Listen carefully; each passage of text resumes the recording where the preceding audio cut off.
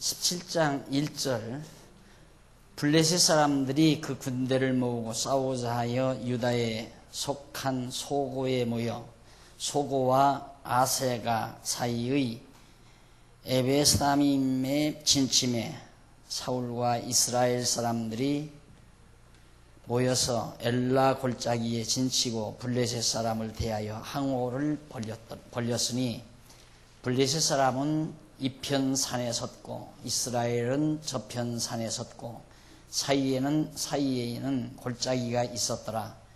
블레셋 사람의 진에서 싸움을 도두는 자가 왔는데 그 이름은 골리앗이요 가드 사람이라. 그 신장은 6규빗 한 뼘이요 머리에는 노투구를 썼고 몸에는 어린 갑을 입었더라. 어린 갑을 입었으니 그 갑옷의 중수가 놋 5,000세겔이며 그 다리에는 놋경갑을 쳤고 어깨 사이에는 놋단 창을 메었으니 그 창자루는 배틀채 같고 창날은 철 600세겔이며 방패된 자는 앞서 행하더라.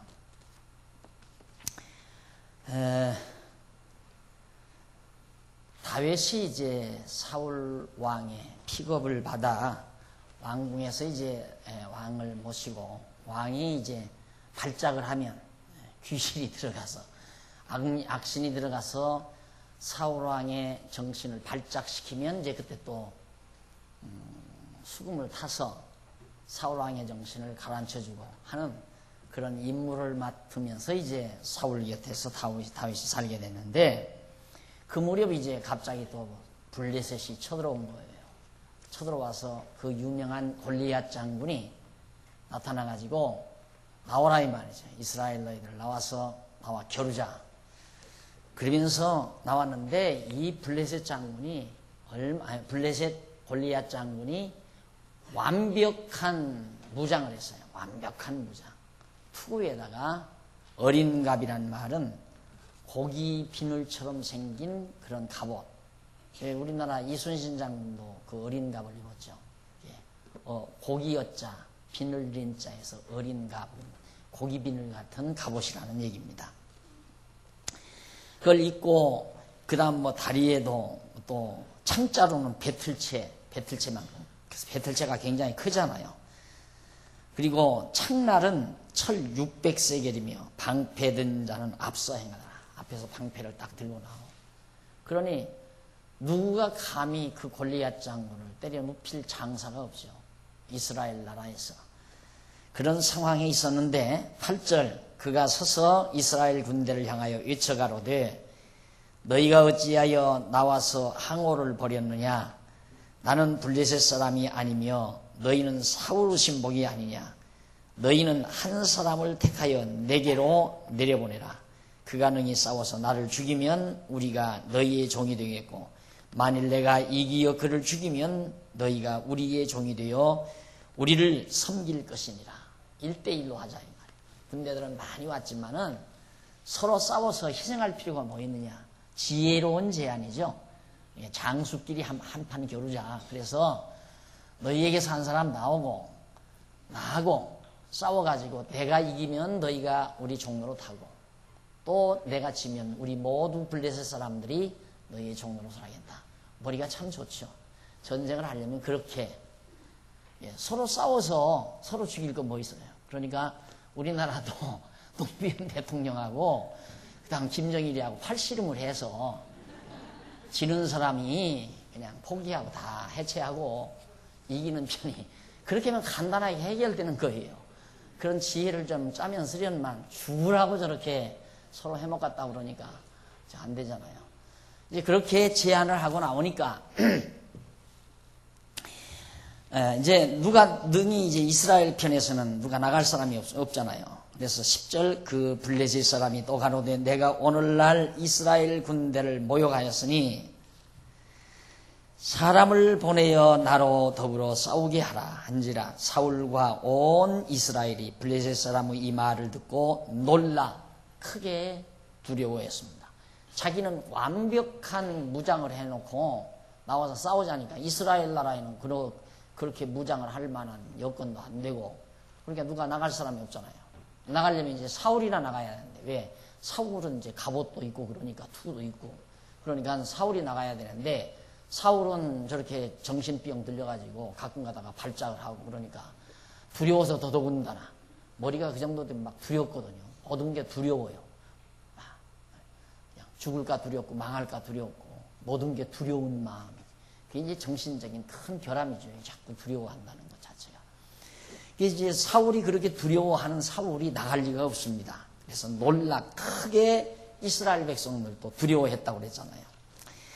자, 그렇게 되자 이제 12절로 16절 넘어가 보면 유다 사람 다윗의 가정 형편과 블레셋의 도전 상황을 여기에서 소개하고 있습니다. 12절 다윗은 유다 베들레헴 에브랏 사람 이세라 하는 자의 아들이었는데 다윗이 이세는 사울 당시 사람 중에 나이 많아 늙은 자로서 8 아들이 있는 중 그 장성한 세 아들은 사울을 따라 싸움에 나갔어요. 이세의 아들 가운데 그러니까 다윗의 형들이죠. 첫째, 둘째, 셋째 형은 군에 입대해서 지금 그 전쟁터에 나가 있단 말입니다.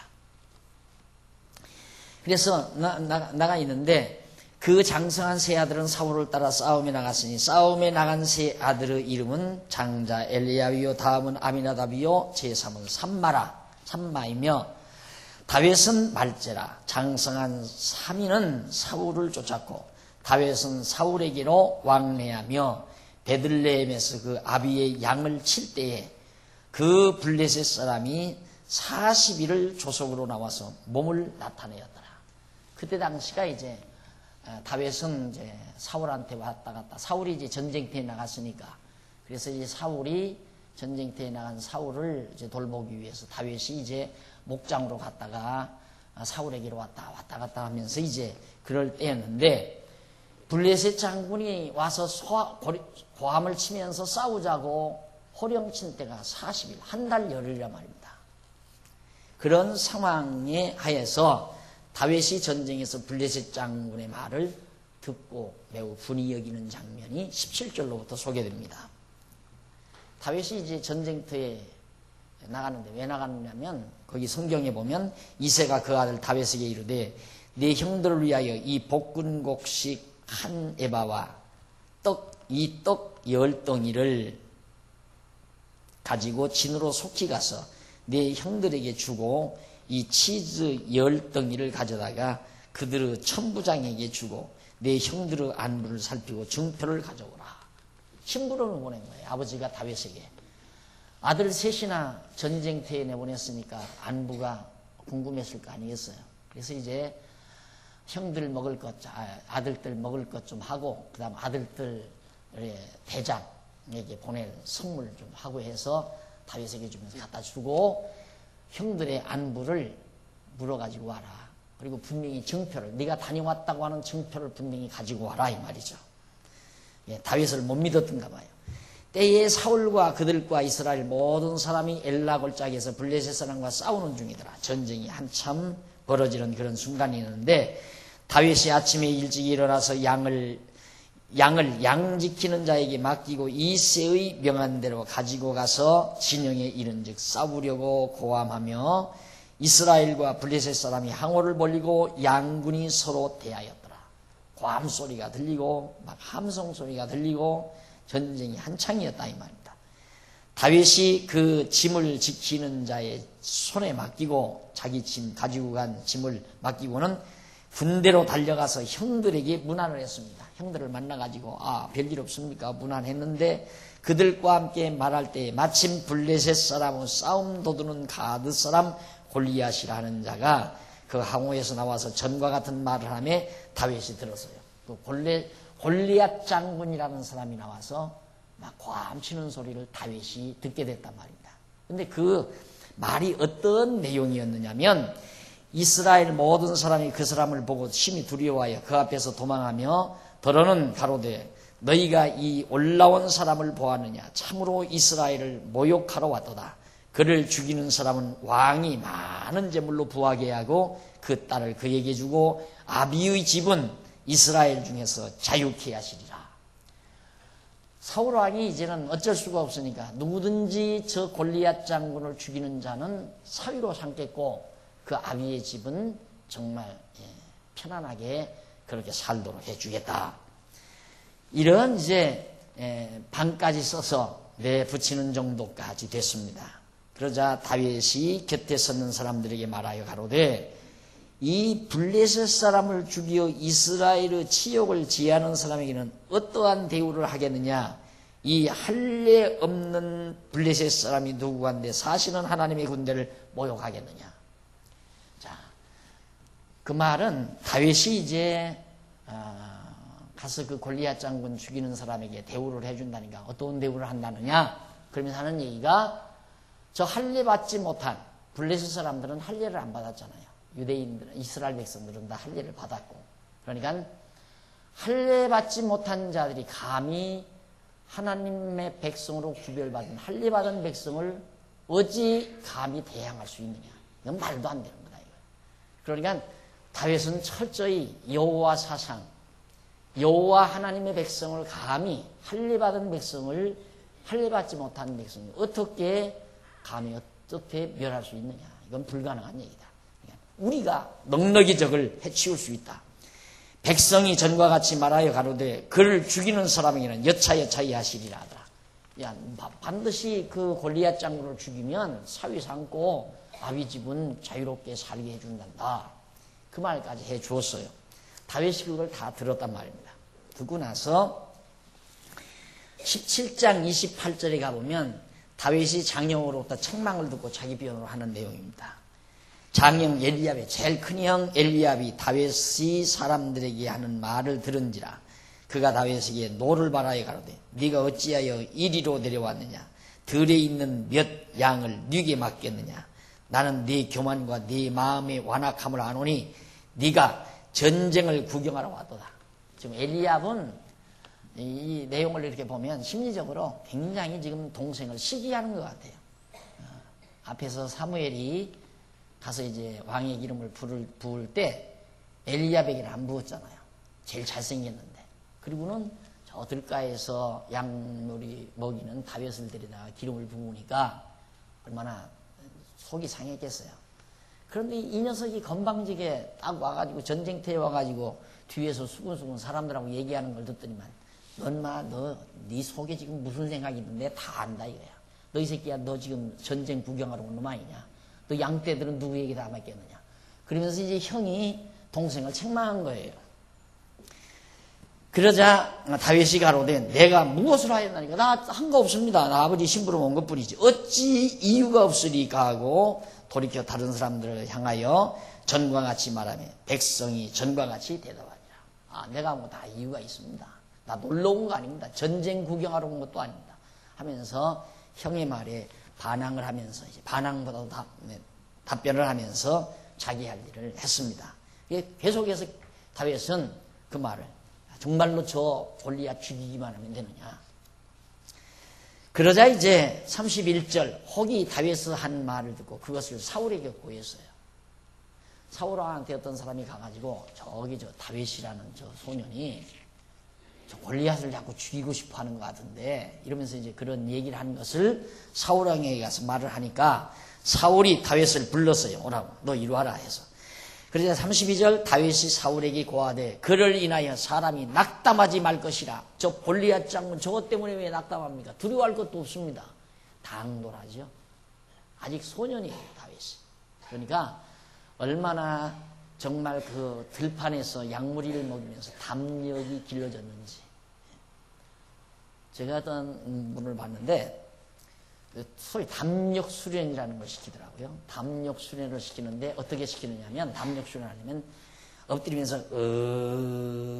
하다가 허리를 피면서 막 하늘처럼 하고 고함을 지르래요. 그럼 담력이 커진다고. 그건 이제 담력이 커진다면 담을 크게 한다는 얘기거든요. 담이 이제 크면 두려움이 사라지죠. 이제 그걸 이제 연말을 통해서 이루어가는. 그 사람들이 이제 산에 올라가면 와, 야, 하고 고함 지르잖아요. 그게 다 이제 통쾌하게. 통쾌한 그런 성품은 이제 담이 큰 데서 나오는 거거든요. 그래서 이제 담력 수련이다 이런 얘기를 하는데 애기들을 그래서 어렸을 때는 울면 내버려 두세요. 막 크게 울게. 더 크게 울어. 더 크게. 더. 그래서 막 자꾸 크게 울도록 하면 애기가 담력이 커져요. 진짜예요. 그런데 아이 우는 놈을 막 못 울게 막 입을 막 이러면 애기가 주눅이 들어가지고 담이 약해져요. 울 때는 막 크게 울려야 돼요. 애기들도.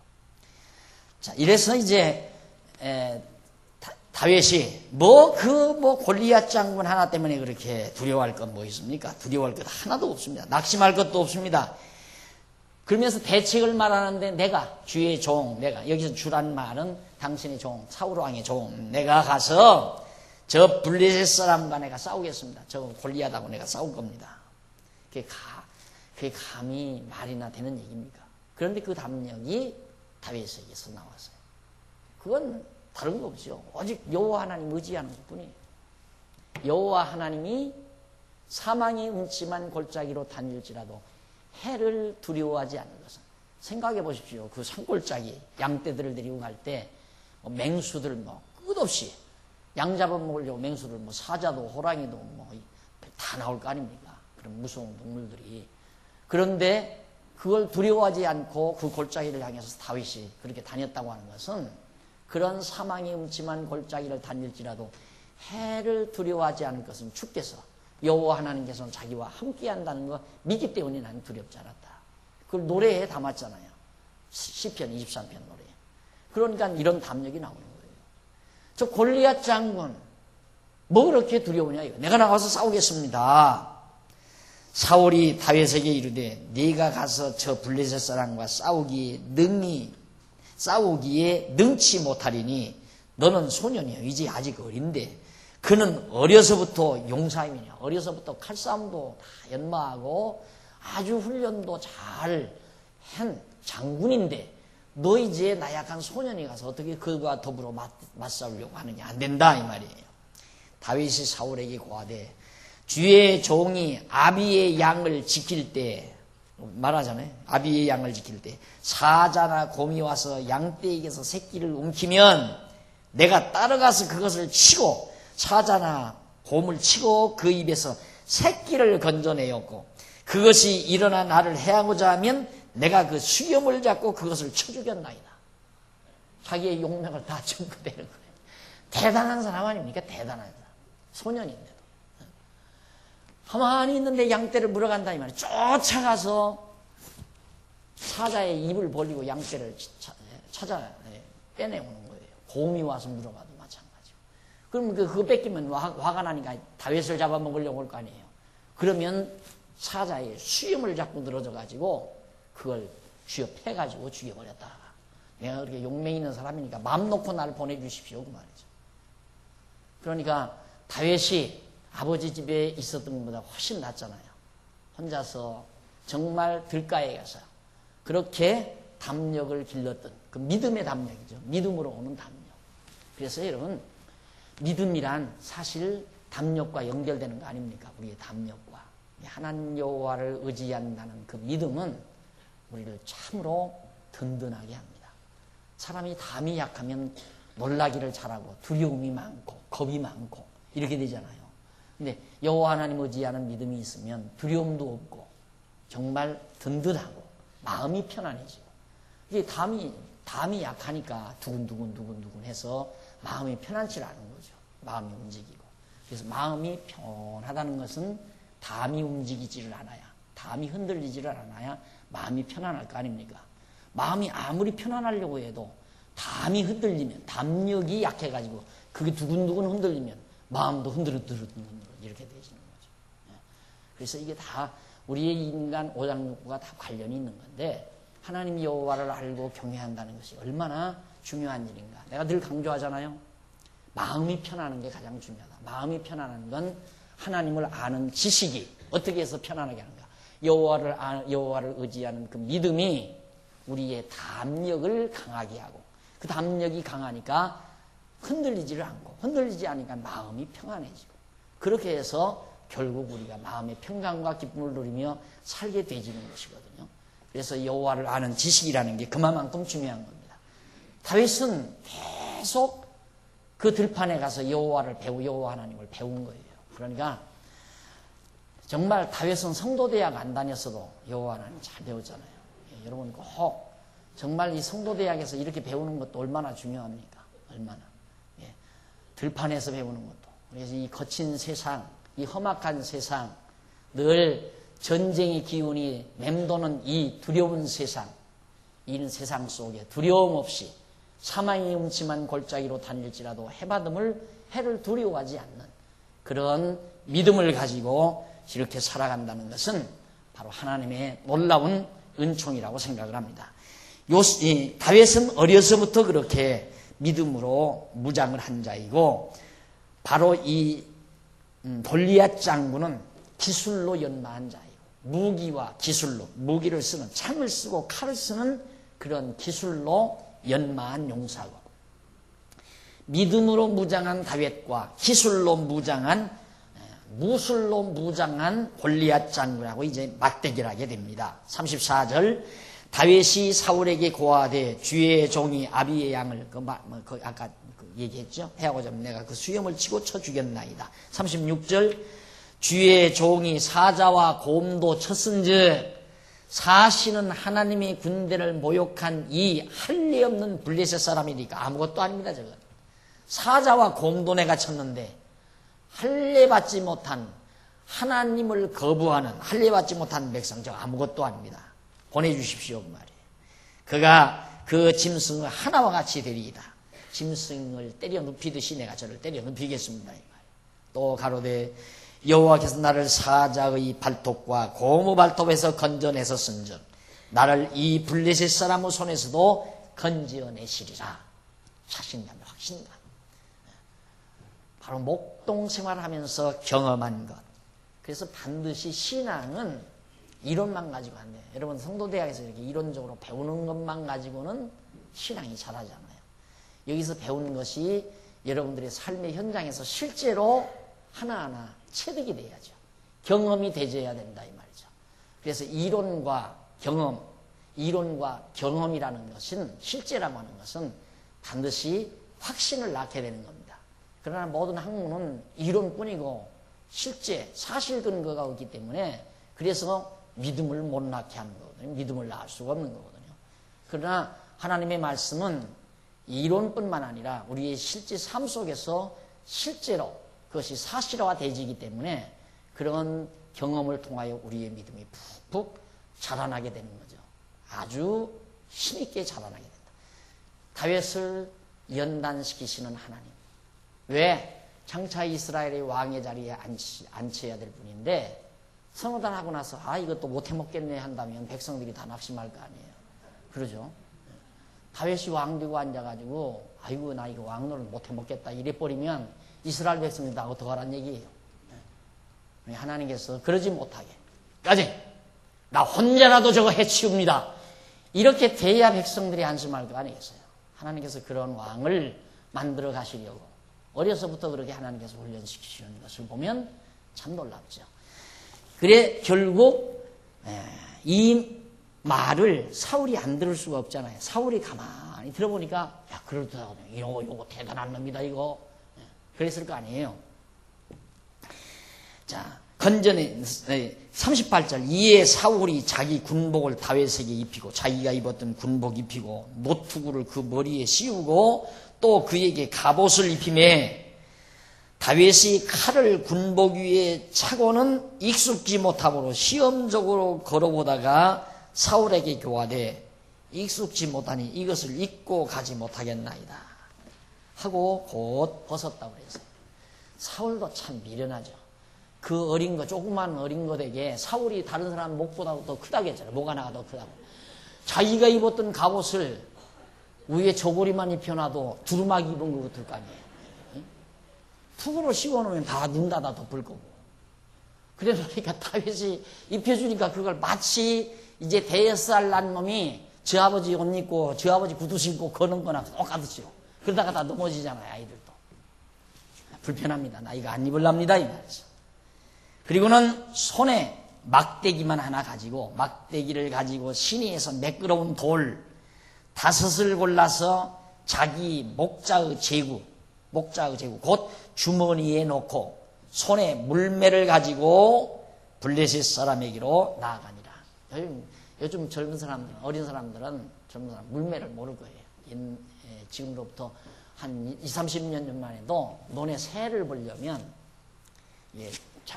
장대에다가 끈을 이렇게 매가지고 끈 중간에 주머니 같은 거 이런 거 하나 만들어 놓습니다. 그럼 거기다가 돌을 올려놓고 잡아 돌리다가 확 쏘면 끈 하나가 이제 막대기에서 빠져나가면서 돌이 확 나가는 거예요. 그게 이제 물맷돌이네. 그렇죠. 그건데 그런 식의 것을 가지고 이제 다윗이 목장에서 양을 지킬 때 맹수가 저기 온다 이 말이에요. 그러면 여기서 다 그 물매를 가지고선 뱅글뱅글 돌리다 확 잡아 쏘면 그게 가서 이제 맹수를 맞춰가지고 맹수가 두려워 도망가는 수도 있고 맞아 죽는 수도 있고 그러면서 이제 양떼들을 지켰다 그 말이에요. 그러니까 그 솜씨가 얼마나 대단하겠습니까? 정확하게 명중시키는 그 명중력. 그래서 다윗이 그걸 가지고 돌맹이 대게 가지고 그리고는 이제 물매를 가지고는 이제 간 거예요. 그리고는 오직 여호와 하나님의 이름을 믿고 간 거고. 자, 그럼 믿을만 하잖아요. 다윗으로서는 왜 그러냐면 벌써 사무엘이 와서 자기에게 기름도 부었으니까 하나님께서 나를 블레셋 장군에게 죽인다면 다윗을 자기를 죽인다면 자기가 왕이 안 되잖아요. 그러면 하나님의 계획이 다 무너나는 거 아닙니까? 그러니까 하나님은 절대 나로 하여금 블레셋 장군에게 죽이지 않게 하신다는 확신이 오는 거예요. 왜? 여호와니까. 그 여호와 하나님을 계속해서 그가 어려서부터 배워왔기 때문에 확신이 있다 이 말이에요. 그러니까 내가 충분히 가서 골리앗하고 싸우면 내가 이기지 블레셋 장군이 이기는 거 아니다. 그래서 내가 늘 강조하잖아요. 우리 택한 백성들은 보장된 싸움을 한다. 보장된 싸움. 잘하면 이기고 잘못하면 지는 싸움이 아니라 반드시 이긴다는 보장을 받고 싸우는 싸움이라 이 말이에요. 그러니까 담대해지는 거 아닙니까? 좀 제 얘기라서 안 된 얘기지만은 요즘에 이제 가끔 우리 후배 목사님들 그래요. 목사님이 아무도 안 하면 나 혼자라도 한다. 그 말이 이제는 참 실감이 나요. 그래요. 그때는 그 말이 좀 웃기게 들렸던가 봐요. 그럼 뭐 안 해보면 뭐 당신 혼자 한다? 웃기는 소리 하지 말라. 속으로 그러면서 들었던가 보죠. 그런데 자기네들이 살아보니까 그 확신이 오는 거예요. 아하, 이건 아무도 안 해도 나 혼자라도 이거 한다. 이제 그 확신이 자기들에게 들어가니까 목사님이 이해가 갑니다. 그 말씀이 무슨 뜻이었는지 이제 이해가 갑니다 하면서 고백을 하더라고요. 그것이 냄새나는 것의 배짱이 아니라 그 냄새나는 것의 배짱이 아니에요.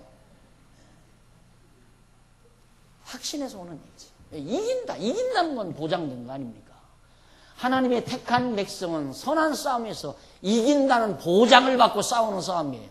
그런데 혼자라도 나가서 싸우지 왜 가만히 안 싸울 필요가 뭐 있느냐 이 말이에요. 다윗이 바로 그거 아닙니까? 나 혼자 가도 해치운다 이 말이에요. 왜? 승리하도록 보장돼 있으니까. 그래서 혼자라도 한다 이 말이에요. 아무도 안 하면 나 혼자라도 합니다. 다윗이 나 혼자 가서 해치우겠습니다라는 말과 같은 얘기 아니에요. 확신이 들어가게 돼 있어요.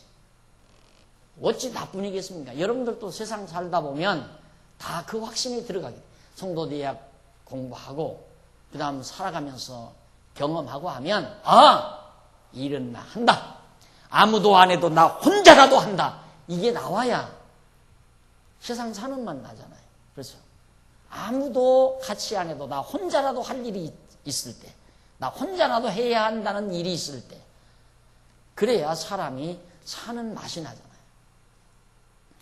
다윗이 이제 그렇게 말을 해놓고 이제 41절 보시면 14장 블레셋 사람이 점점 행하여 다윗에게로 나오는데 방패든 자가 앞섰더라. 방패. 골리앗 장군 앞에서 방패를 화살이 날아오면 그걸 막는 방패를 가진 자가 앞에서 있고 그 블레셋 사람이 둘러보다가 다윗을 보고 업신여길 수밖에 없죠. 맨몸으로 조그마한 녀석이 막대기 하나 가지고 아장아장 걸어온다 이 말이에요. 이는 그가 젊고 붉고 용모가 아름다움이라. 이제 아직 어리다 이 말이에요. 어리니까 아름다울 거 아니에요. 이제 소년이라 이 말이에요. 블레셋 사람이 다윗에게 이르되 내가 나를 개로 여기고 막대기를 가지고 내게 나왔느냐. 개로 여기고 막대기를 가지고 나왔느냐. 내 개 아니다. 내가 장군인데 이놈아 창을 가지고 나오든가 칼을 가지고 나오든가 해야지. 맨몸으로 막대기 하나 들고 온 건 막 개를 쫓으려고 나온 거 아니냐.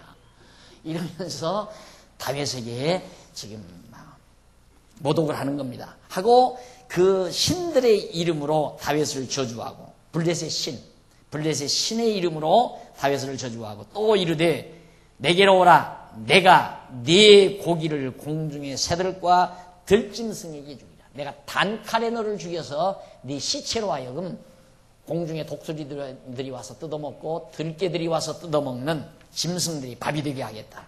요즘 사람도 그러죠. 요즘 사람 똑같이 말하는 수법이요. 자, 이렇게 이제 다윗을 모독하면서 다윗이 블레셋 사람에게 이르되 너는 칼과 이 말을 듣고 이제 그 블레셋 사람의 그런 모독하는 말을 듣고 다윗이 하는 말을 들어보세요. 뭐라고 그러냐면 블레셋 사람에게 말하기를 다윗이 너는 칼과 창과 단창으로 내게 오거니와 너는 무기를 가지고 내게 오지만 나는 만군의 여호와의 이름 곧 내가 모욕하는 이스라엘의 군대의 하나님의 이름으로 내게 간다. 막대기가 문제가 아니다 이마 그 말이에요. 여호와라고 하는 이름. 그 이름 가지고 간다 그 말이에요. 이름을 가지고.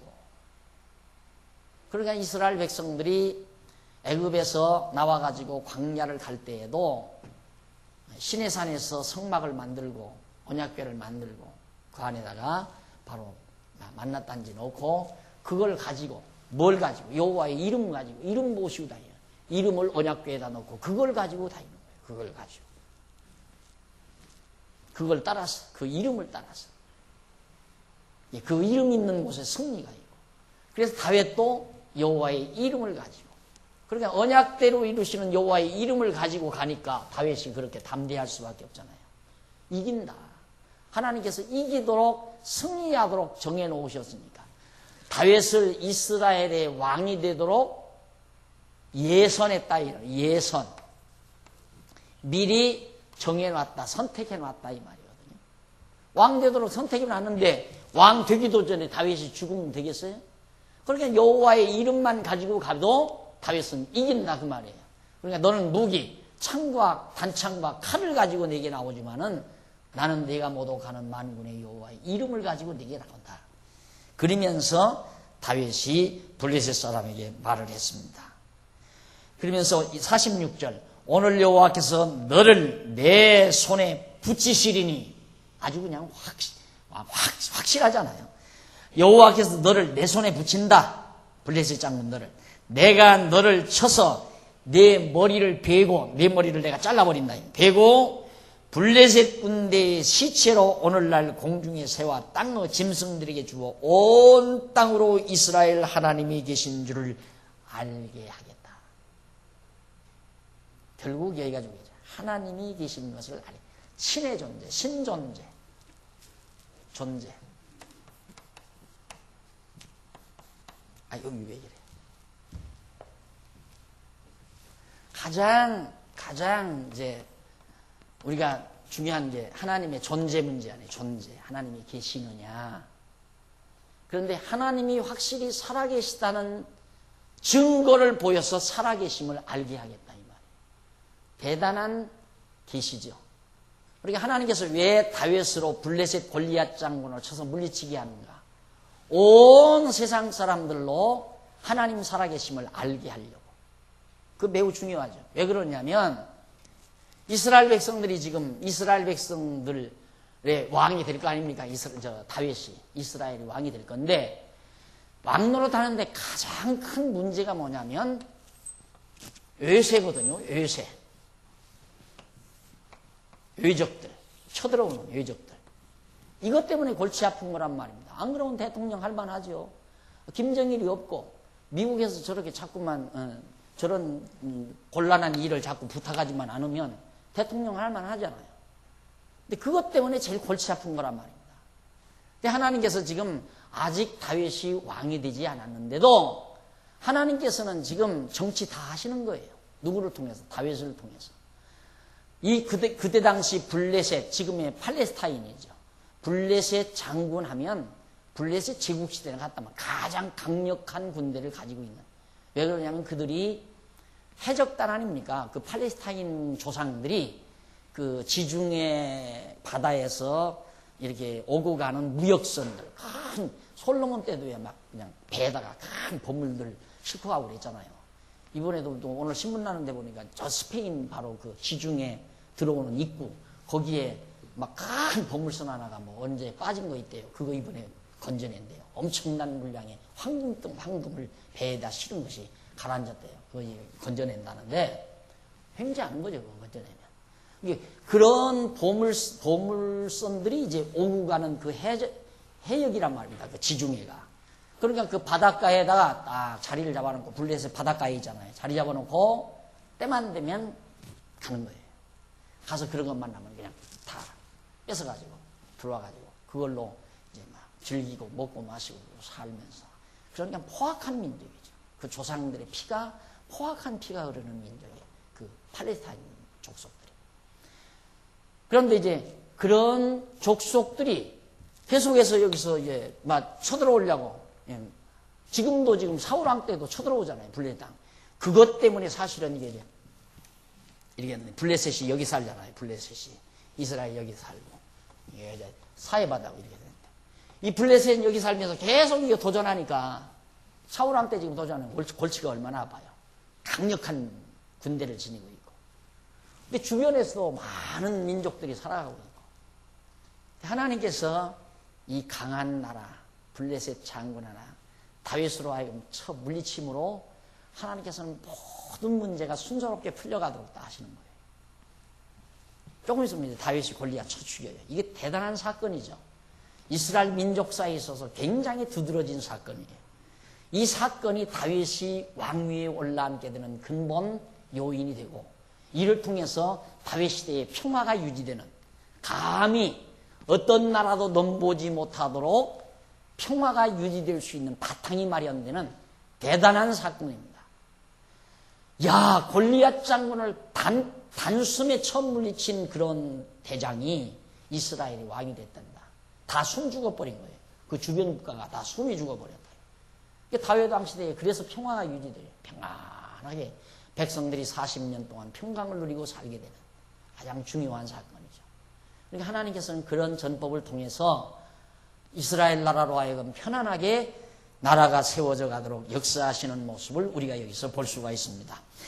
자, 그러면 여호와 구원하심이 칼과 창에 있지 아니요. 47절. 하나님이 살아계신 줄 알게 하겠고, 또 47절. 여호와의 구원하심이 칼과 창에 있지 아니함을 이 무리로 알게 하리라. 전쟁은 여호와께 속한 것인즉 그가 너희를 우리 손에 붙이시리라. 하나님께서 블레셋 장군을, 블레셋 군대들을 우리 손에 붙인다. 자, 전쟁은 누구에게 속한? 하나님께 속한 것이다. 하나님이 지고 이기게 다 하시는 것이다. 지금 블레셋이 쳐들어온 것도 하나님께서 지금 쳐들어오게 한 것이고. 왜? 블레셋이 쳐들어오므로 사울의 인기는, 블레셋이 쳐들어와서 다윗이 나가서 블레셋 장군 골리앗을 쳐 물리침으로 사울의 인기는 완전히 추락이 돼버려요. 사울은 천천을 불러요. 사울은 천천히로다. 그런데 다윗은 만만이로다. 만세를 불러요. 다윗에게. 그러니까 자동적으로 실제로 이제 임무교대만 안 됐지, 골리앗 죽임으로 말미암아서 이미 다윗은 내용적으로 왕이 된 거예요. 인기가 만만인데 10,000명이 다윗을 찬양하고, 예를 들면 사울은 1,000명밖에 안 따른다 이 말이에요. 자기 지파 1,000명밖에는. 그러니까 다윗은 이미 왕 된 거나 다름없잖아요. 그렇게 왕 되기가 쉽도록 하나님께서 역사하신 거죠. 그래가지고 사울 왕은 기울어지고 다윗이 이제 왕위에 오르게 하는 그런 과정 섭리를 하나님께서 저 전쟁을 통해서 이끌어 가시는 겁니다. 이 48절. 블레셋 사람이 일어나 다윗에게로 마주 가까이 올 때 다윗이 블레셋 사람에게로 마주 그 항로를 향하여 빨리 달리면서 손을 주머니에 넣어 돌을 취하여 물매로 던져, 아까 물매이죠. 그걸로 던져 블레셋 사람이 이마를 치매 돌이 그 이마에 박혔다. 이마에 가서 생각해 보십시오. 이마는 가릴 수가 없잖아요. 이마는 왜? 장군이 눈으로 봐야 되니까. 그러니까 머리도 가리우고 다 이것도 다 가리우지만 이 눈으로 봐야 되니까 여기는 못 가리운다. 그러니까 딱 미간 위에 명동 이마 여기를 그냥 그대로 겨눠가지고 물매로 돌이 그가 박힐 정도로. 그럼 죽을 거 아니에요. 그래서 골리앗 장군이 쓰러진 거예요. 그러니까 다윗은 명중률이었죠. 하나님께서 그와 함께해서 결국 다윗이 던진 물매가 골리앗의 이마를 명중시켜 골리앗을 쓰러뜨리고 말았습니다. 자, 이래서 블레셋 사람들의 전쟁은 골리앗의 도전은 그것으로서 일단락이 되어져 버리는 결과를 가져오게 됩니다. 그렇게 되자 자, 이런 모든 일들이 결국은 하나님께서 다윗을 왕위에 올려놓으시려는 지금 과정섭리 아닙니까? 하나님께서 언약하신 대로 다윗을 왕위에 올려앉히기 위한 어쩔 수 없는 거예요. 하나님의 정하신 뜻대로 일이 되어져 가니까. 그러니까 이걸 알면 다윗이 이걸 알기 때문에 두려움이 없어진 거거든요. 이걸 알기 때문에. 자기가 하기 나름으로 되는 게 아니에요. 내가 잘못하면 골리앗 장군에게 죽는다. 이게 없단 말입니다. 확실한 건 골리앗 장군은 내 손에 죽는다. 이것만 확실한 거지. 내가 잘못하면 돌 잘못 던졌다가는 골리앗 장군의 칼에 내가 맞아 죽지. 이것이 가능할 때 내가 두려움이 오는 거 아니겠어요? 우리에게는 그런 가능성이란 전혀 없는 거예요. 패배의 가능성이 없다. 순간적으로 과정적으로 어려움이 부딪히는 것 같아도 지금 굉장히 어렵죠. 사울 왕이 지금 골리앗 장군에게 도전을 받는데 골리앗 장군의 군대들은 아주 강력하고 사울은 벌벌 떨고 위기 아니에요. 그런 위기에 봉착해 있지만은 여호와 하나님을 믿는 다윗으로서는 하나 두려움이 없는 거예요. 왜? 그런 모든 불리한 과정들은 부분적으로 볼 때는 불리하지만 총체적으로 내다볼 때에는 다윗 자기의 승리로 이어가는 한 과정이라는 게 확실히 믿어지게 됩니다. 거기서 담력이 오는 거예요.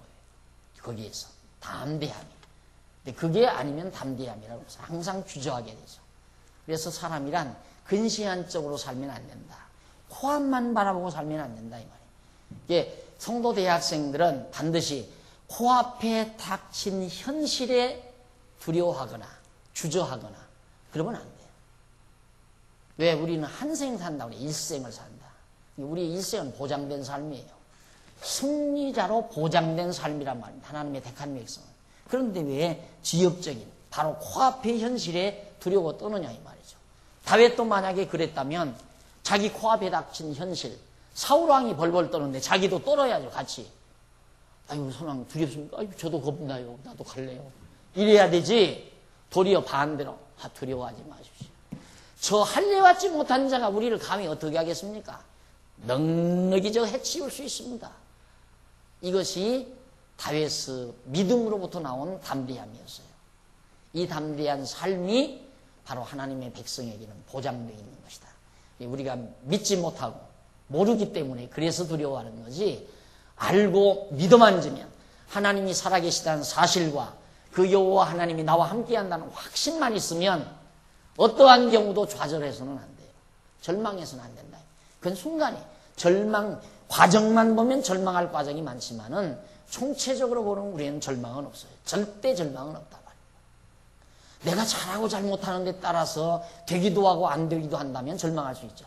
내가 이렇게 잘하면 뭔 일이 잘 될 거고 내가 잘못하면 실수로 큰 일이 벌어진다. 이 생각 때문에 우리는 늘 주저하고 방황하고 두려워하고 그러는 거거든요. 그게 얼마나 어리석은 생각이에요. 그럼 내 학위에 달려있다는 얘기 아니에요. 내 장래 문제가. 내가 잘하면 일이 잘 풀려갈 거고 내가 조심 안 하고 잘못하면 엉망 완전히 뒤집어져 버립니다. 모든 것이 다 망가져 버려요. 이 생각 때문에 항상 불안하고 초조하고 나약해지고 그런 거라고. 우리는 그게 아니에요. 정한 뜻대로 되게 돼 있어요. 하나님이 정하신 뜻대로 되게 돼 있다 이 말이에요.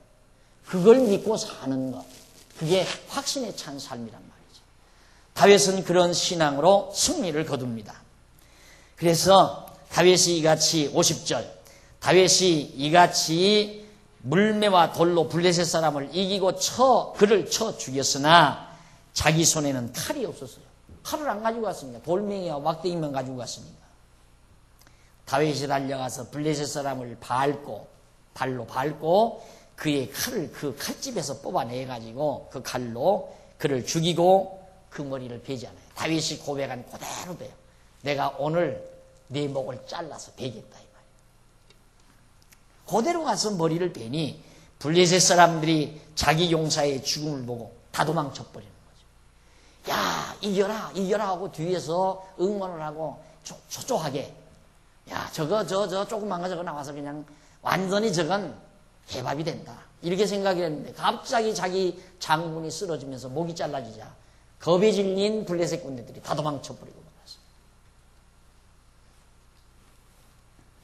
이스라엘과 유다 사람들이 일어나서 소리를 지르며 블레셋 사람을 쫓아 가이와 에그론 성문까지 블레셋 성에 그 성문까지 이르렀고 블레셋 사람의 상한 자들은 사림 가는 길에서부터 가드와 에그론까지 가드 에그론이가 다 블레셋 성들이에요.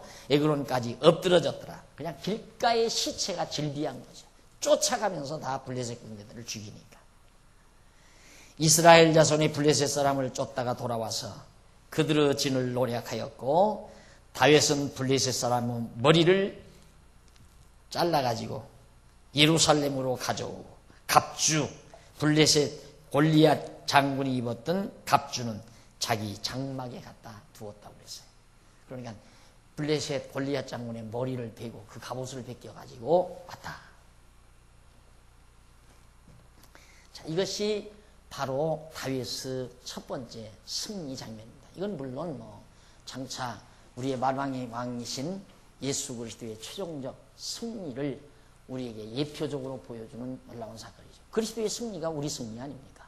우리의 장군이 예수 그리스도시고 그런데 다윗도 이겼는데 안 그래? 다윗도 승리를 했는데 어떻게 만왕의 왕이신 예수 그리스도가 패배할 수가 있느냐 이 말이에요.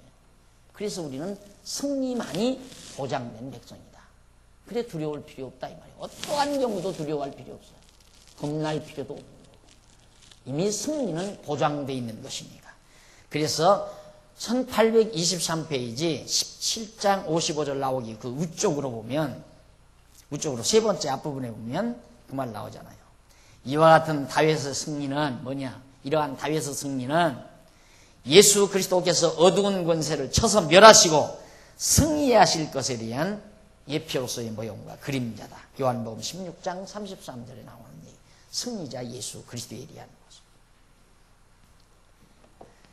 자, 55절로 58절에 보면 사울 왕은 승리한 다윗이 누구의 아들인지를 알아봅니다. 야, 이거 갑자기 조그만 녀석이 나가서 대승리를 거두고 돌아옵니다. 너 이놈아 누구 아들이냐? 55절 다윗이 블레셋 사람을 향하여 나아감을 사울이 보고 군장 아브넬에게 묻되 아브넬아 이 소년이 네 아들이냐? 아브넬에게 하되 왕이여 왕의 사심으로 맹세하옵나니 내가 알지 못하나이다 하며 왕이 가로되 너는 이 청년이 누구의 아들인가 물어보라 하였더니 다윗이 블레셋 사람을 죽이고 돌아올 때에 블레셋 사람의 머리가 그 손에 있는 채 아브넬이 그를 사울 앞으로 인도하니 사울이 그에게 묻되 소년이여 누구의 아들이뇨? 다윗이 대답하되 나는 주의 종 베들레헴 사람 이새의 아들이니이다. 완전히 사울이 정신이 나갔어요. 앞에서 이미 자기가 데리고 있었잖아요. 그렇죠? 자기 수종자로 데리고 있었단 말입니다. 다윗이. 그리고 전쟁터에 나갈 때도 자기가 투구도 먹고 갑옷도 벗어서 입혀줬던 건데 이거 나 불편하니까 안 나가랍니다. 그런데 완전히 벌써 정신이 돌아버린 거예요. 그 전쟁터에 나갔다 돌아오는데 누구 아들인지도 기억해요. 이긴 거는 아는데 저놈이 누구 아들이냐? 정신 나간 소리를 하는 거죠. 그러니까 다윗이 내가 주의 종 아닙니까? 내가 당신 곁에서 수종들 종 베들레헴 사람 이새의 아들입니다라고 자기 신분을 밝히게 되죠. 자, 이러자 바로 거기서 항상 이 밑에서부터 거기 1824페이지 밑에서부터 다섯째 줄 뒷부분에 보면 여기서란 말이 나오죠. 여기서 베들레헴 사람 이새의 아들이라는 말은 유다지파 자손이라는 의미가 강조되고 있는 말이죠. 아까 말했죠. 베들레헴은 여기 베들레헴, 여기 베들레헴은 바로 유다 자손들이, 여기가 유다 자손 땅이니까 이 지역이 유다 자손 땅이니까 유다 자손들이 거주하고 베들레헴 이새의 아들이니라 이 말은 내가 유다 지파 자손입니다. 이걸 강조하는 말이 담겨져 있다. 그 말은 뭐냐면 내가 왕될 사람입니다 하는 말도 의 중에 담겨진 얘기입니다. 내가 베들레헴 사람 이새의 아들입니다. 당신은 베냐민 지파 사람이지만. 자, 다윗이 요나단과 친교를 맺고서 사울 왕의 군장이 됩니다. 등극을 해요. 전쟁에 승리하고 왔으니까 당연히 군장이 돼야죠. 1절 다윗이 사울에게 말하기를 마침에 요나단의 마음이 다윗의 마음과 연락되어 요나단이 그를 자기 생명같이 사랑하니라. 그날에 사울은 다윗을 머무르게 하고 그 아비 집으로 다시 돌아가기를 허락지 아니하였고 요나단은 다윗을 자기 생명같이 사랑하여 더불어 언약을 맺었으며 요나단이 자기의 입었던 겉옷을 벗어 다윗에게 주었고 그 군복과 칼과 활과 띠도 그리하였더라. 참 멋있는 사나이지요, 요나단이라는 게. 그래서 친구하면 성경에서 아름다운 친구의 모습을 다윗과 요나단을 대게 드는 경우가 많습니다. 왜냐하면 요나단은 사울의 아들이거든요. 다음에 자기가 아버지의 대를 이어 왕이 될 수 있는 사람이에요. 그러니까 다윗을 승리하고 돌아오면 옆에 가서 칼로 찔러 죽여버려야 돼요. 안 그래요? 다윗을 죽여야 자기 자리가 확보가 됩니다. 그런데 요나단은 안 그랬다 이 말이에요. 인정을 해요. 네가 나보다 우월하다 이 말이죠. 그래서 다윗에게 자기 군복 벗어주고 칼도 주고 다. 그리고 아주 다윗과 친하게 지나게 됐습니다. 아버지는 싫죠. 따지고 보면 아버지는 나중에. 그래서 이제 아버지와 요나단이 서로 갈등하는 경우가 나와요. 아버지와 요나단 사이에. 사울은 다윗을 미워하고 요나단은 다윗을 사랑하고 다윗 하나를 놓고 아버지는 미워하고 아들은 사랑하고 그러니 부자지간에 이런 엄청난 갈등이 어디 있습니까? 자, 그래서 바로 언약을 맺었다 그랬는데 이건 동맹이라는 뜻이 동맹 같이 여기서 언약 동맹이라는 의미도 있어요. 그러니까 우리 인간과 인간 사이에서 맺는 언약 베리트란 말은 서로가 동맹한다는 뜻이 있어요. 그러나 하나님이 인간에게 언약한다는 말은 하나님과 인간 사이는 상대적인 존재가 아니잖아요. 절대적 관계지. 그러니까 절대적 관계와 언약이란 말이 절대적 관계와 상대적 관계. 절대적 관계에서는 언약이 일방적이에요. 일방적. 여기는 쌍방적. 상대적, 쌍방적. 서로가 의견이 통할 때 메리트란 말을 써요. 상대적으로는 인간끼리는. 그리고 인간끼리 쓸 때에도 메리트란 말을 써요. 언약이란 말을. 그러나 하나님과 인간 사이는 절대적 관계로 말해야 되기 때문에 상대자가 아니에요. 하나님과 인간 사이는 상대적 관계가 아니에요. 절대적 관계이기 때문에 일방적일 수밖에 없다. 하나님께서 인간이 원하든 안 원하든 관계없이 하나님이 일방적으로 약속하는 것. 그런 의미를 우리가 분류해서 이해를 하시는 것이 성경을 이해하는 데 매우 중요한 의미를 담고 있는 겁니다. 그래서 다윗을 자기 생명같이 사랑하여 더불어 언약을 맺었으며 요나단이 자기의 입었던 겉옷을 벗어 다윗에게 주었고 그 군복과 칼과 활과 띠도 그리하였더라. 다윗이 사울의 보내는 곳마다 가서 지혜롭게 행하며 사울이 그로 군대의 장을 삼았더니 온 백성이 합당히 여겼고 사울의 신하들도 합당히 여겼더라. 급기야 다윗은 군장으로 등극하는 영예스러운 결과를 가져오게 됐습니다. 이렇게 해서 다윗은 점점 하나님의 정하신 뜻에 따라 이스라엘의 군왕으로 등진할 그런 과정 속에 놓여 있다는 장면까지를 여러분에게 소개해 드렸습니다. 다음 우리가 사울이 다윗을 죽이려 하는 그런 장면부터 18장 6절부터 다음 시간 설명하도록 오늘 강의 여기서 마치겠습니다. 기도하십니다. 자비하신 하나님 아버지, 살아계셔서 역사를 주관하시고 모든 만사와 만물을 작정하신 뜻에 따라 섭리하시는 하나님을 다시 한번 저희들이 오늘 또 배우게 하심을 감사합니다. 아버지 하나님, 여호와라는 지식의 근본을 가지고 있었던 다윗, 담대했습니다. 두려워하지 않았습니다. 결국 승리했습니다. 아버지 하나님, 오늘 또 우리 여호와 하나님 배웠사오니 지혜의 근본이신 하나님을 알고 이 세상이 아무리 험악하고 사악하다 할지라도 두려워하거나 겁내지 말고 담대하게 승리를 향해서 전진해가는 슬기로운 삶이 되도록 역사하시옵소서. 오늘 또 연보에 동참한 사랑하는 종들 손길 붙드시고 선한 싸움에 맹진할 수 있는 힘도 허락하시옵시기를 비옵며 예수님의 이름으로 기도드립니다. 아멘.